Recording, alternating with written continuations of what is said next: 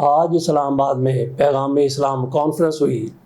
طاہر اشرفی صاحب کی طرف سے ان کی جو پلیٹ فارم ہے، ان کی جو تنظیم ہے پاکستان علماء کونسل، اس نے اس کا اہتمام کیا تھا۔ اس میں انہوں نے خود بھی ظاہر تقریر کرنی تھی، اور اس کے ساتھ ساتھ میاں شہباز شریف صاحب پاکستان کے وزیر اعظم، انہوں نے بھی اس سے خطاب کیا۔ ان کی طرف سے یہ کہا گیا کہ کس طرح سے ہم نے امریکہ کو اور ایران کو، جو ایک دوسرے کو دیکھنے کے لیے تیار نہیں تھے، ان کو ایک میز پر، مذاکرات کی میز پر بٹھا دیا۔ اسی کانفرنس سے اسحاق ڈار صاحب کی طرف سے بھی تقریر کی گئی، انہوں نے بھی یہی سارا کچھ کہا۔ طاہر اشرفی صاحب کی طرف سے جو ان کے پہلے کلمات تھے، جو ان کے وہاں پہ کانفرنس شروع ہونے سے پہلے کی جو باتیں تھیں، اس میں انہوں نے فیلڈ مارشل سید عاصم منیر صاحب کی بھی تعریف کی۔ شہباز شریف صاحب کی باری ہے، انہوں نے اپنی تقریر میں کہا یہ سارا کچھ جو ہوا، جس طرح سے امریکہ کے ساتھ امریکہ اور ایران کو ایک جگہ پر بٹھایا گیا، شبانہ روز فیلڈ مارشل صاحب کی یہ کوششوں کا نتیجہ ہے۔ اسی طرح سے اسحاق ڈار نے بھی کہا کہ فیلڈ مارشل صاحب نے جو کچھ کر دکھایا، جس طرح سے مذاکرات کا انہوں نے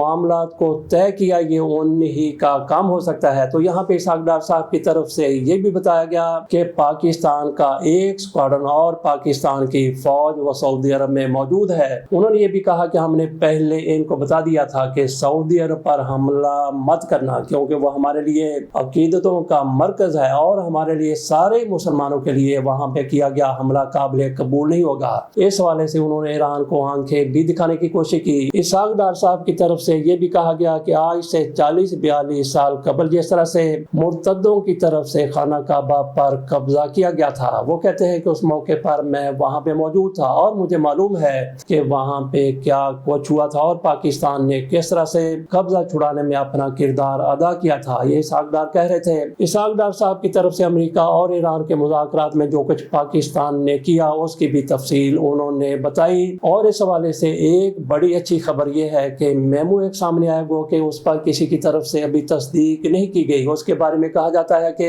آئندہ 48 گھنٹوں میں اس پر اتفاق رائے ہو گیا ہے۔ میمو جو سامنے، اس کی باقاعدہ تصدیق تو نہیں ہو سکی، لیکن اس میں کچھ امریکہ کے پوائنٹس ہیں وہ مانے گئے، اور کچھ ایران کے پوائنٹس ہیں وہ مانے گئے، اور کہا گیا ہے کہ دونوں ممالک اگلے 48 گھنٹے میں ایک معاہدے پر متفق ہو جائیں گے۔ یہ بہت بڑی خبر ہے، اللہ کرے کہ یہ معاہدہ کامیاب ہو جائے، ایگریمنٹ ہو جائے، اور اس جنگ سے جان چھوٹے جس نے پوری دنیا کو ہلا کے رکھ دیا ہوا۔ بہرحال اس میں شہباز شریف صاحب گو کے فارم 47 کے وزیر اعظم ہیں، اور اسحاق ڈار بھی اسی طرح سے، اور پاکستان کی رجیم بھی اسی طرح۔ بہرحال اگر یہ معاہدہ ہو جاتا ہے، امریکہ اور ایران ایگریمنٹ پر متفق ہو جاتے ہیں، تو پاکستان کی بھی بہرحال پوری دنیا میں ایک صاحب سلامت ضرور ہو جائے گی۔ اس معاملے کو یہی بھی چھوڑتے ہیں، ہم اس پر ڈسکس نہیں کرتے کہ اس سے پہلے امریکہ کی طرف سے کیا کہا گیا تھا، اور امریکہ نے کس طرح سے ایرانی مفادات پر حملے کیے ہیں، اور حالیہ حملے کیے ہیں، چند گھنٹے پہلے حملے کیے، اور اسی طرح سے جو کچھ ایران کی طرف سے امریکی مفادات پر کیا جائے اس کی بھی ہم کو یہاں پہ بات نہیں کرتے۔ لیکن تازہ ترین صورتحال یہ ہے کہ فرانس کے ایک جہاز کو بھی نشانہ بنایا گیا ہے۔ اس طرح سے جنوبی افریقہ کے ایک جہاز کو نشانہ بنایا گیا تھا، اور اس کو لے کے پھر ٹرمپ کی طرف سے کہا گیا کہ آپ بھی ہمارے ساتھ شامل ہو جائیں، کیونکہ آپ کو جواز مل گیا ہے جنگ میں شامل ہونے کا، کیونکہ آپ کے جہاز کو بھی نشانہ بنایا۔ یہ ساری پرانی باتیں ہیں، نئی صورتحال یہ ہے کہ دونوں ممالک میمو پر متفق ہوئے ہیں،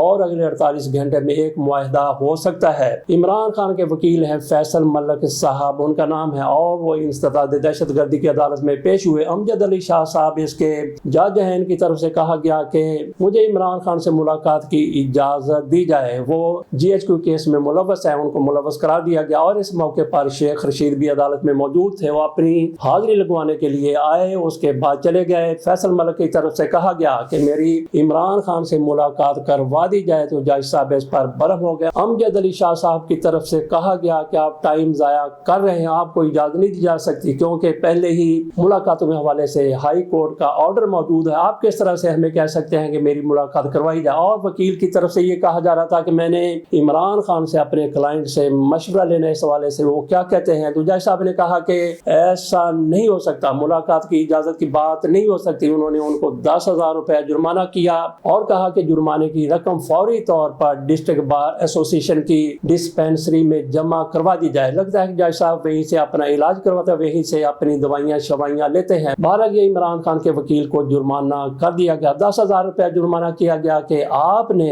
ملاقات کی اجازت مانگی ہے تو کیوں مانگی ہے. ادھر دیکھ لیجئے کہ سہیل افریدی ان کی حکومت کی طرف سے آج صوبے میں ہڑتال کی گئی ہے اور کہا گیا کہ قلم توڑ نہیں بلکہ قلم چھوڑ ہڑتال کا اعلان کیا گیا ہے.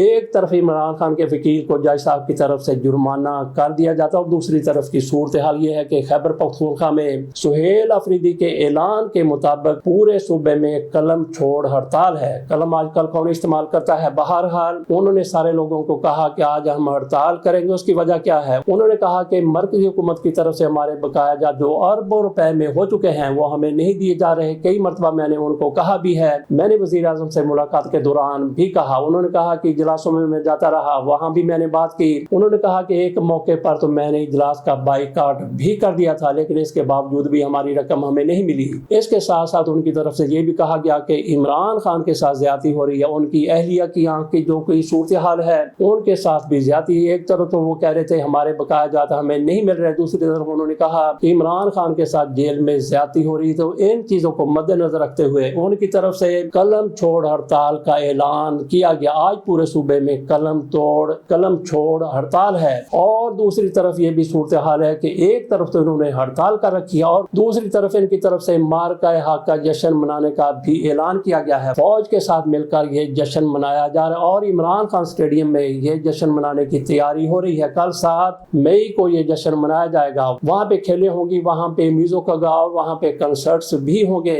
تو خیبر پختونخوا حکومت اور وہاں کی 10 کور مل کے یہ جشن منا رہے ہیں. سہیل افریدی کے بارے میں یہی کہا جائے گا کہ پہلے یہ الٹا اڑ رہے تھے جب یہ اقتدار میں آئے تھے, جب یہ وزیر اعلیٰ بنے تھے. ان کی طرف سے کہا گیا کہ آپریشن کو نہیں مانتے. کون کور کمانڈر میں ملاقات کے لیے نہیں جاؤں گا, اگر ملاقات کرنی ہے تو وہ یہاں پہ آئیں. کون وزیر اعظم؟ میں شہباز شریف کو وزیر اعظم مانتا ہی نہیں, لیکن مجبوری یہ ہے کہ مجھے کام بھی کچھ پڑ جاتے ہیں اس لیے ان کے پاس جانا پڑتا ہے. یہ شروع کے ان کے بیانات ہیں. اس وقت یہ ٹیڑھا اڑ رہے تھے, پھر ان کے اوپر کیا دم کر دیا گیا یا پھر کیا ان کو کہہ دیا گیا, کس طرح سے یہ مائل ہو گئے, کس طرح سے کمپرومائزڈ ہو گئے کہ آج پاک فوج کے ساتھ مل کر وہ جشن منا رہے ہیں. میرا نہیں خیال کہ ایسا وہ کر رہے ہیں تو وہ غلط کر رہے ہیں, لیکن پہلے ان کا رویہ ایسا نہیں ہونا چاہیے تھا. ان کا رویہ ان دنوں میں غلط تھا یا پھر آج غلط ہے, کیونکہ پہلے کچھ اور کہہ رہے تھے اور آج یہ کچھ اور کر رہے ہیں. بہرحال تحریک انصاف کی طرف سے جو لوگ ان کے مخالف ہیں, حکومت کے مخالف ہیں, رجیم کے مخالف ہیں اور پاک فوج کی اعلیٰ قیادت کے بھی مخالف ہیں, وہ اس کی مخالفت ضرور کریں گے. لیکن جو لوگ یہ دیکھتے ہیں کہ انڈیا کے ساتھ بھی ہمارے معاملات درست نہیں اور پھر جس طرح سے عالمی سطح پر سفارتکاری ہو رہی ہے, اس چیز کو دیکھتے ہوئے کچھ لوگوں کی یہ بھی رائے ہو سکتی ہے کہ سہیل افریدی کی طرف سے جو کچھ اب کیا جا رہا ہے وہ درست ہے اور جو پہلے ان کی طرف سے کیا جا رہا تھا موقع کی مناسبت سے وہ بھی اس وقت درست تھا.